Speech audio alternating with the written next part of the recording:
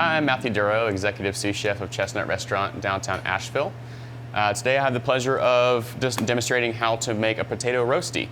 Potato roasties are a traditional Swiss dish that's it's basically like a hash brown, but filled with any kind of filling you want.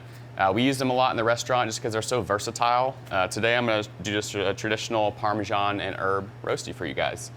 So what you'll need is about 4 potatoes, shredded finely on a mandolin, about 1 cup of canola oil. You don't want to use anything like olive oil just because you want the highest smoke point possible.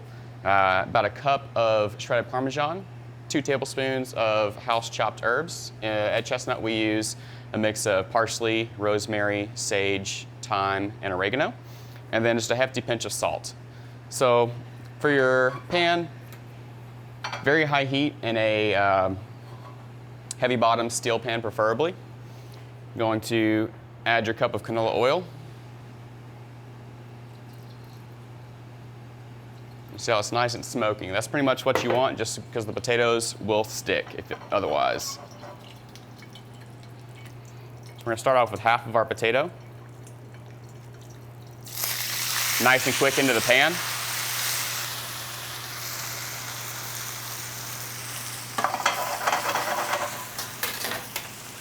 Just try to even it out as quickly as possible, just so it doesn't stick.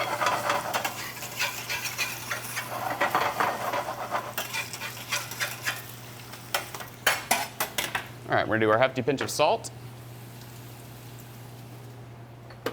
herb mix, and our Parmesan cheese.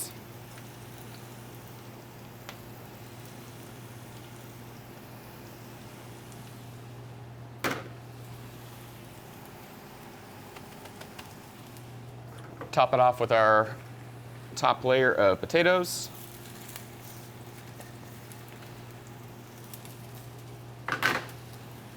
Make sure it's nice and even all around. And here comes the fun part. This is where we're going to start forming the roasty into a traditional circular shape. It's basically just pressing, getting all those starches combined, and then moving around the pan with your spatula, forming your disc.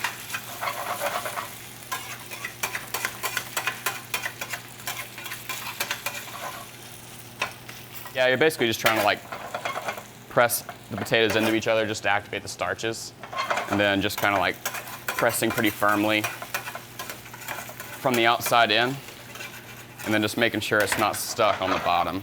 That is like death to a roasty. So nice movement like that is what you really want. I'm basically just going to keep forming it and rotating it so it cooks evenly. And then eventually we'll get to the flip, which is my favorite part.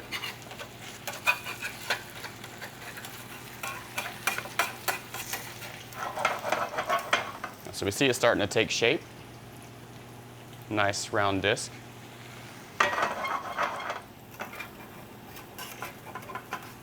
Every so often, you just kind of want to rotate it.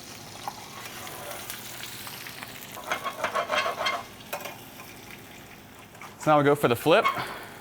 This is slightly dangerous, so always flip away from you, so you don't want to splatter yourself with any hot oil. So nice and quick.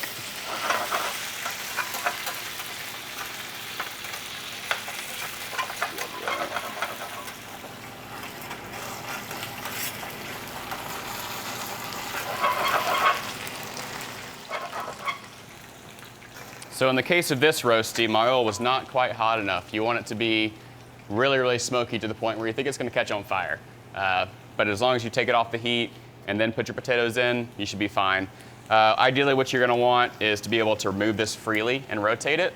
In this case, it's sticking a little bit, but it's all good. It's going to turn out beautiful. So what we're going to do is we're going to finish it off on a resting rack in the oven at 350 degrees for about 12 to 15 minutes.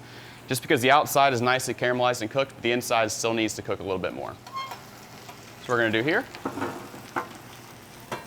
transfer it to your resting rack and into a 350 degree oven.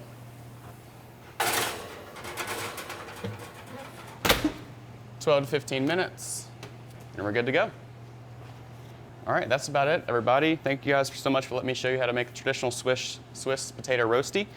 So here's your finished product. We have our whole roasty, and in-house we cut it into about 2-inch to 3-inch wedges, and we serve it on our new beef medium plate.